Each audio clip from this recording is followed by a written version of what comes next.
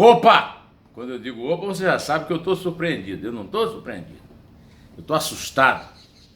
Eu estou apavorado. Ontem eu assisti uma brilhante palestra do economista Samuel Pessoa, colunista da Folha, no auditório do meu jornal, Estadão.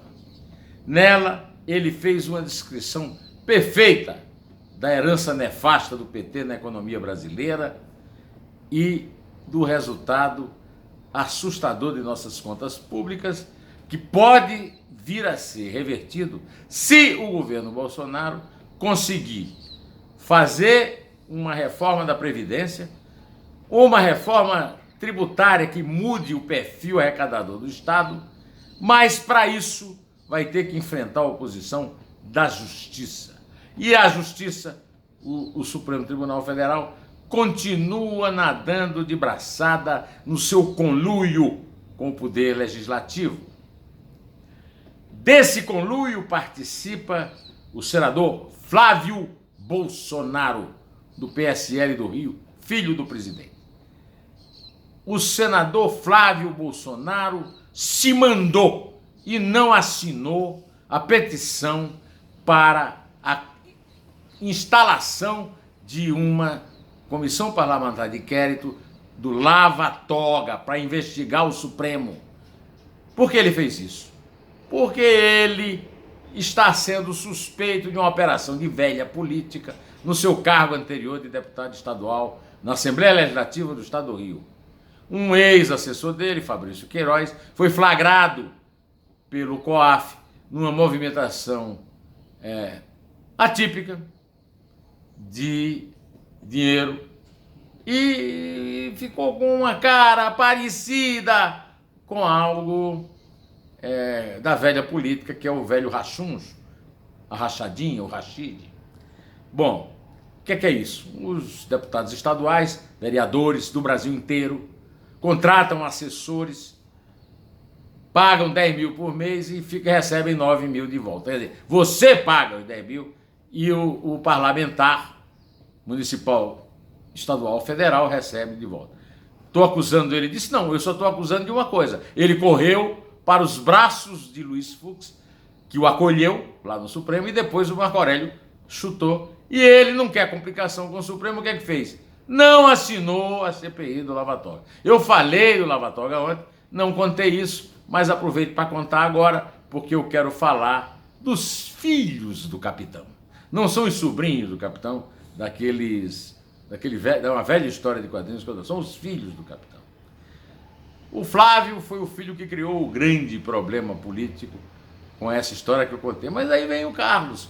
E eu me assustei muito mais depois da palestra, quando eu chego em casa e vejo o noticiário do conflito entre Carlos e Jair Bolsonaro e Gustavo Bebiano, que era o presidente do PSL, o partido que deu a legenda para o Bolsonaro se eleger, e hoje é o secretário-geral da presidência, ministro Palaciano. Bom, Carlos Bolsonaro, como se sabe, é o filho que não larga o Bolsonaro, e ele confessa isso no Twitter, em que ele diz que o Bebiano é mentiroso. É uma história suja, de velha política, de laranja usada na eleição do PSL em Pernambuco. A história é suja desde o começo, porque fundo partidário é algo sujo. Pegar dinheiro público, dinheiro do eleitor, do cidadão, para financiar partido político. Era uma das coisas que tinha que acabar no governo Bolsonaro. Bom, de qualquer maneira, o Carlos Bolsonaro deixou claro que o Bebiano mentiu quando disse que falou com o Bolsonaro, e o Bolsonaro confirmou. Não, ele mentiu mesmo. Bolsonaro, ao ver a mentira, tinha que ter imediatamente demitido o Bebiano. Não demitiu. Então criou uma fofoca que gera uma crise política que não tem dimensão sabida. E parece que ele tem dificuldade de entender essa dimensão.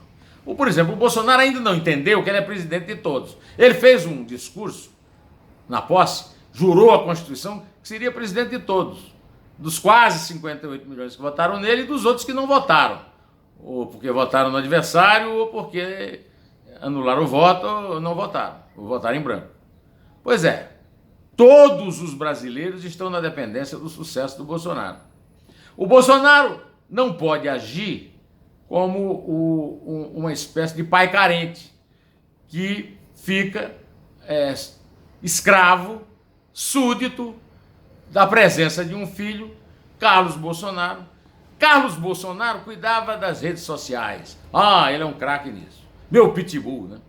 Pois é, quando não ficou com nenhum cargo na cúpula do governo, ele disse, todo magoadinho, não, eu vou voltar para a Câmara no Rio. Foi eleito vereador no Rio.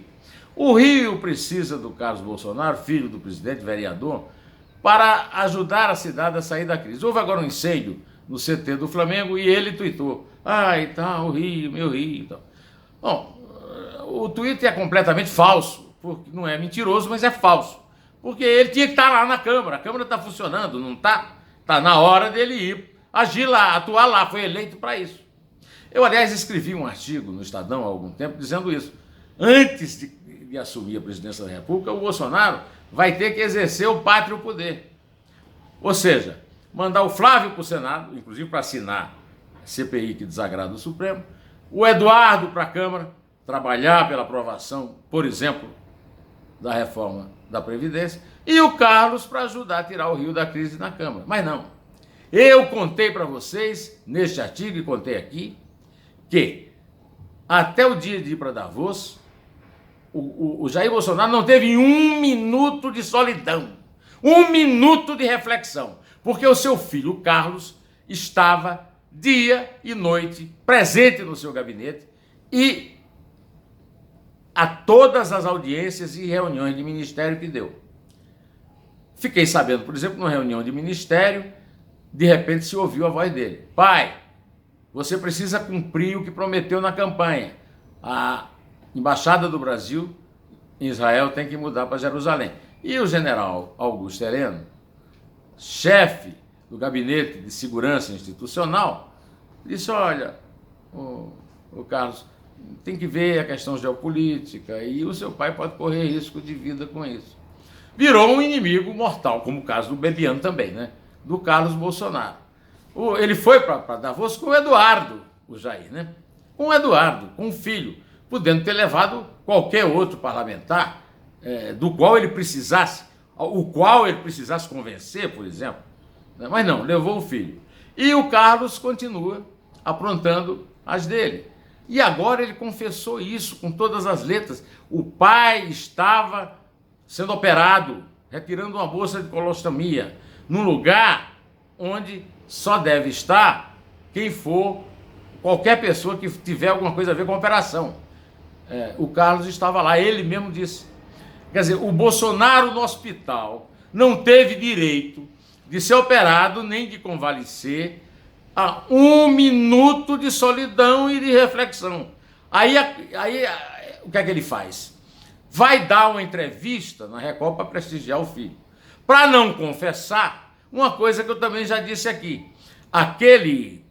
O tweet do Bolsonaro é escrito pelo Carlos. Sobre o português do tweet, não preciso falar aqui, todo mundo conhece. Basta consultar, talvez o tweet mais consultado do Brasil, né? Por motivos óbvios. Pois bem, aí ele vai apoiar o filho contra o Bebiano, ministro dele, na TV Record, ouvindo perguntas de um repórter amigo. Isso aí exclui aquela promessa de ser presidente de todos os brasileiros. Não.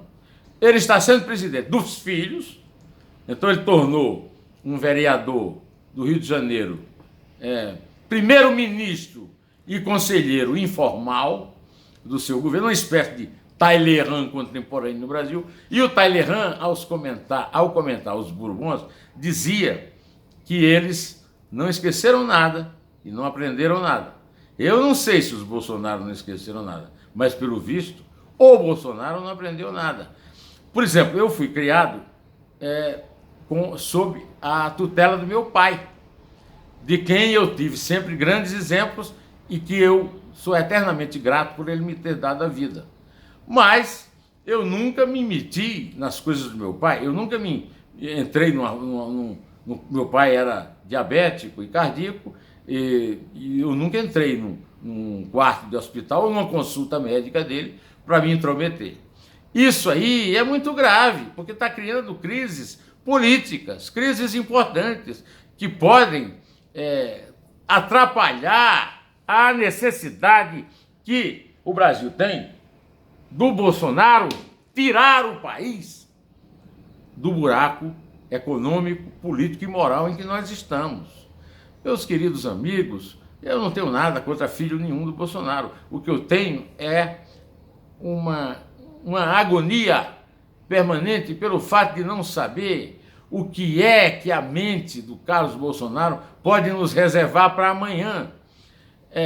O que é que isso pode produzir num presidente da República que não tem como ouvir ninguém, porque ele ouve apenas o filho que está do lado dele 24 horas por dia. E isso aí é um problema muito grave.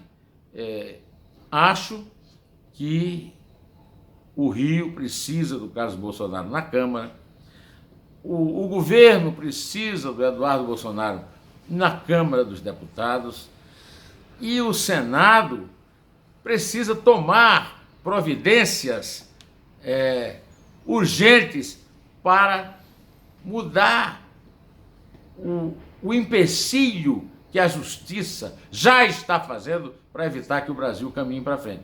Eu vou lhe dar um exemplo. A reforma da Previdência depende de um combate a privilégios. Os privilegiados estão rolando de rir com essas crises que o Carlos Bolsonaro cria no governo. E aí eu me lembro do grande José Bento Monteiro Lobato, que criou aquela frase famosa do almanaque Capivarol, né? Não, era o almanaque Biotônico Fontoura, no personagem Jeca Tatu. Ou o Brasil acaba com a saúva, ou a saúva acaba com o Brasil. Ou o Bolsonaro acaba com a filiocracia, ou a filiocracia acaba com o governo dele e, em consequência, com o Brasil. E tenho dito. Direto ao assunto, em pé, e só a verdade nos salvará.